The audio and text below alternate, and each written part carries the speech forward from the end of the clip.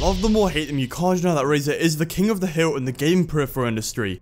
At least one of the top ones next to Corsair and Logitech. Well, in today's video, I'm going to be taking a look at Razer's flagship keyboard, the Blackwidow RGB.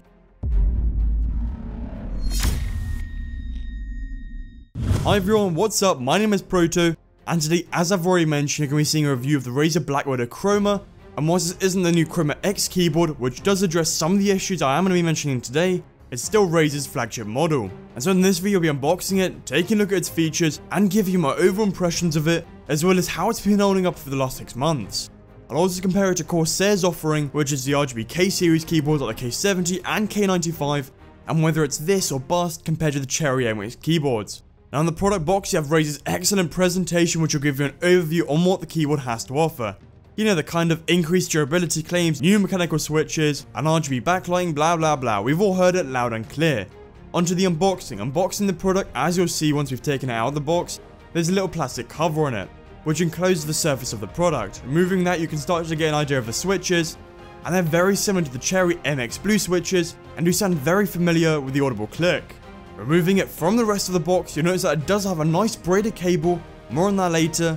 And you do get a little pouch of goodies, which includes the product card, Razer Loyalty Reward Scheme card again, and a manual, as well as 2 shiny Chroma stickers with the Razer logo. Nothing special. And so I've broken this up the same as all my other reviews, being ergonomics, build quality, key switches, design, features, software, mods, and then summary. So starting with ergonomics, it's a bit of a mishmash here. The keyboard feels nice, but there's no wrist rest. Yeah, I know. In a very premium product, the inability to include a wrist rest is a really poor choice on Razer's part. And while to say that wrist rest is extremely important would be an understatement, which is why I'm a little upset to see that you don't get one here. But I do say that one thing I did notice was my type speed went up. Not massively, but still noticeably. Not because of the switch though, believe me. Objectively, I should find the Cherry MX brand switch is easier than these, but it's more to do with the fact that the Razer keyboard has a lower frame, which is a very good distance apart from the switches. The rubber surface also prevents your hand from sliding on the keyboard, even though I'm not a fan of that. Again, more on that in a minute. But yeah, a wrist rest would make comfort levels much higher. Build quality is good. The keyboard has absolutely no flex whatsoever, and then you should know that, unlike the K70, this keyboard is entirely plastic. Yeah, that's right. This keyboard, which has an MSRP of £160, doesn't even have the slightest metal frame holding it. Fuck, I mean, it really does seem that Razer has obviously cut a lot of corners in this keyboard, but we'll go on. I just want to point out that this plastic obviously isn't going to be a cheap crappy one, but a fairly solid one. This keyboard has reasonably thick rubber feet, and 2 clips that snap into place to elevate the keyboard, if you so desire at least. I do want to point out that one of the rubber pads was missing on the lower right of the keyboard. I'm not sure if that's poor quality control, or what have you, but I've noticed it on some other people's keyboards as well. Strange. The braided cable is thick though, and well, makes the product feel a lot more premium. It's a lot bigger than some of the other ones due to the keyboard having USB, audio, and mic pass-through, and the keycaps are a nice matte black as well.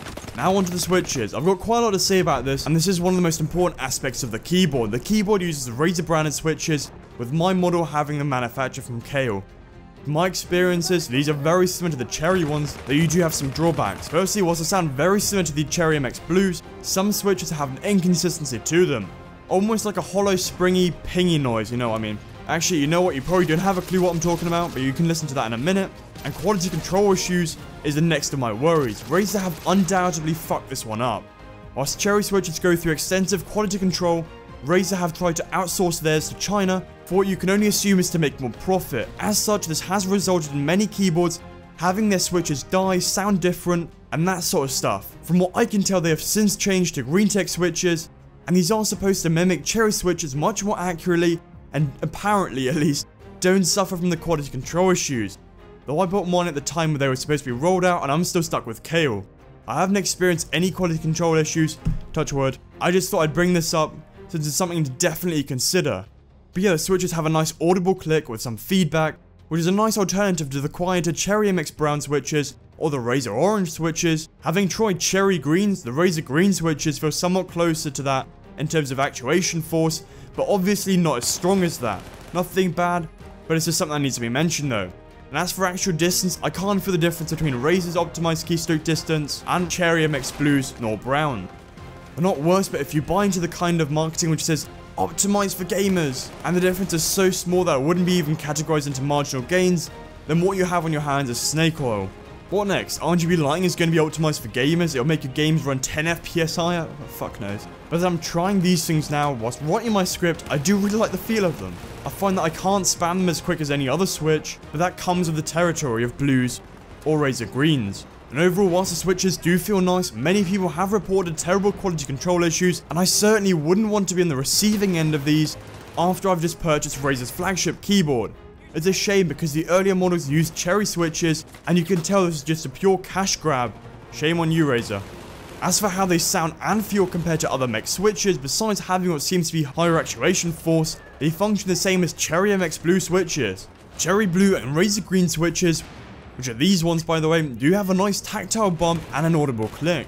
It's also reasonably loud. Cherry MX Browns are my personal favourite, and they do still have the tactile bump, but don't make that really loud audible click. And lastly, Reds, well there's a lot more than just Reds, but Reds are your linear switches, which don't have a tactile bump nor an audible click. If you're a streamer or you hate the sound of really loud switches, go with either Browns or Reds, and if you like the sound, which I think many of you will do, especially during typing, then Razer Green or Cherry MX Blues will still appeal to you. And by the way, this is what the Razer Green ones from Chaos sound like.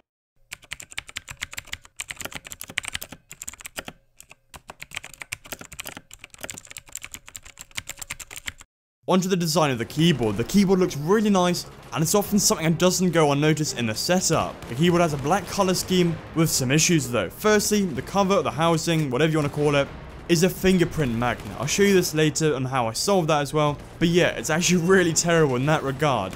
When I first took it out of the box, I spent less than 2 minutes on it and I already had fingerprint marks all over it.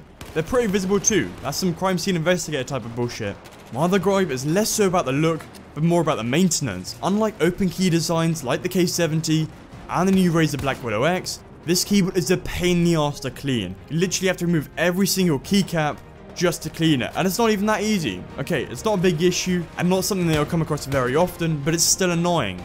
My last gripe is with the font. The font is more of a gamery type of font that doesn't really look professional enough. It's a minor issue which they have addressed with the new Chroma X, but it's just well up to preference. That said, the keyboard looks really nice, and well, it looks like a premium product with nice angles and curves. Now in regard to features, this keyboard is pretty big on them as you'd expect. Firstly, it has 10 key rollover anti-ghosting. The game won't just notice one input at a time, but up to 10. Now for gaming, this is essential, and without it, well, good luck playing. For the record, you probably don't even need 10, but there's a huge benefit in being able to move left, right, and say reload all at the same time, because without it, you're really limiting yourself. Other than that, it has 5 macro keys on the left side, which you can configure to anything you want, which is great, and trust me, these really do come in useful.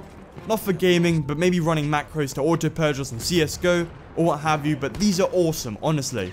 It also has USB audio and mic pass-through, and whilst I normally route my cables under the table, the USB slot did really come in handy, especially when you quickly want to put in a USB drive. It's basically like an extension though, so if you want to get that, you still need to plug the other end into a USB slot. All keys are fully programmable, and it has a braided cable, as well as a gaming mode option, which disables things like the Windows key, Alt Tab and more. And lighting on this is spectacular, much more vibrant than my Corsair one, mostly down to the backplate being white, and this does reflect light much better. Seriously, this keyboard looks gorgeous, and might even take your eyes off the screen to admire the view. Good shit, Razer.